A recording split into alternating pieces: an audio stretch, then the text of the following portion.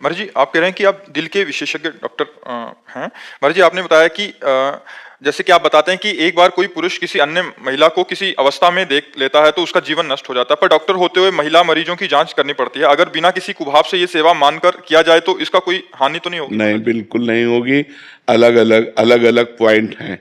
हम किसी को गलत ढंग से देखते हैं तो एक अलग बात होती है, और उन्हीं द्वारों पर रोग हो जाए तो डॉक्टर उन्हीं द्वारों का ऑपरेशन करता है, तो वो कोई उसके लिए पाप या उसकी मनोमालिन्यता थोड़ी है, वो तो उसकी रोग निवृत्ति के लिए है। मान लो शरीर है, किसी भी अंग में कुछ ऐसा हो सकता है, तो उस अंग के हमारे जो रोग निवृत्ति के ज्ञान है उनके द्वारा हम उससे गंदी भावना से नहीं देखते। अच्छा, जैसे मानो अंग प्रत्यंगों में या प्राइवेट पार्टों में रोग हो जाते हैं तो उनको कोई काम थोड़ी सताता है, उनके अंदर कोई गंदा भाव थोड़ी आता है, और गंदा भाव आवे तब तो बहुत ही निकृष्ट बात है, फिर मंगल नहीं माना जाएगा। गंदा भाव ना आते हुए, अब जैसे एक ऑपरेशन थिएटर में है, चाहे स्त्री का ऑपरेशन हो चाहे पुरुष शरीर का ऑपरेशन हो, उस समय पूरा डॉक्टर का बैच ही उसके जीवन का रखवाला होता है, पूरे शरीर का रखवाला होता है, क्योंकि उसके घरवाला तो कोई अंदर जा नहीं सकता। क्यों?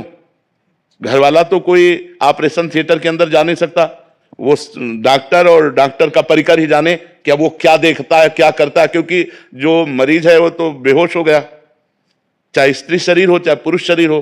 अब आप डॉक्टर जन उसके रखवाले हैं, पूरी जिम्मेवारी आपकी है, जहां जो ऑपरेशन करना है जैसा वो आपकी जिम्मेदारी। आप वहां क्या करते हैं वो सबसे बड़ा डॉक्टर देख रहा है, भगवान।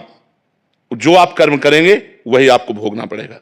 अगर आप वहां कोई गलत हरकत करते हैं तो वो आपके जीवन के लिए बहुत हानिकारक होगी। आप ईमानदारी से मरीज के साथ बर्ताव करते हैं, क्योंकि मरीज बेहोश, उसके शरीर का रखवाला कोई परिवार का है नहीं, और आप ही पूरी जिम्मेवारी की हो। तो हमें लगता है 1000-2000 डॉक्टर में किसी एक की ऐसी मनोमालिन्यता हो तो नहीं कह सकते, नहीं, बकाया बड़ी ईमानदारी से मरीज के साथ बर्ताव किया जाता है और वो भगवान की पदवी प्राप्त करता है। लोग कहते हैं भी डॉक्टर भगवान का दूसरा स्वरूप है, ऐसा माना जाता है। वो इसीलिए माना जाता है कि वो पूरी ईमानदारी से बर्ताव करता है। तो हमें लगता है ऐसी परिस्थितियों में ये कोई पाप नहीं है, ये मनोमालिन्यता ही पाप है। जैसे हम मन को मलिन करके किसी स्त्री को देखते हैं, और ऐसे तो हम अपनी बहन को भी देखते हैं, बेटी को भी देखते हैं, माँ को भी देखते हैं, तो हमारे अंदर मनोमालिन्यता थोड़ी आ जाती है। अगर हम अपनी माँ बहन के समान अन्य माता बहनों को देखें तो कोई परेशानी नहीं, लेकिन हम गलत दृष्टि से देखेंगे तब वो पाप हो जाता है, जब हम गलत दृष्टि से देखते हैं। इसलिए आप खूब सेवा करो, उसमें कोई परेशानी नहीं। Doctor Smith Kaur ji.